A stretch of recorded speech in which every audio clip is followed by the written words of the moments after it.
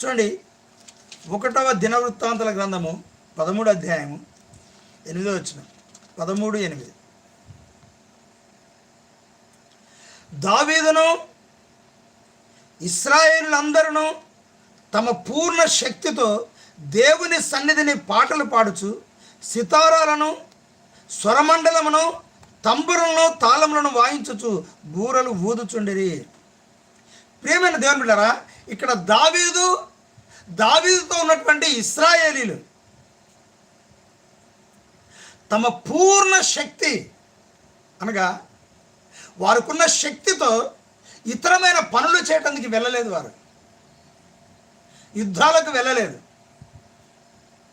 దేవుడు సిద్ధపరిచినటువంటి దినమున వారు దావీదును, ఇశ్రాయేలును పూర్ణ శక్తితో, శక్తి వంచన లేకుండా వారు పూర్ణ శక్తితో దేవుని సన్నిధిని పాటలు పాడుచు వారి యొక్క స్వరములను తెరిచి దేవుని సన్నిధిలో పాడుచు స్తుతిగానము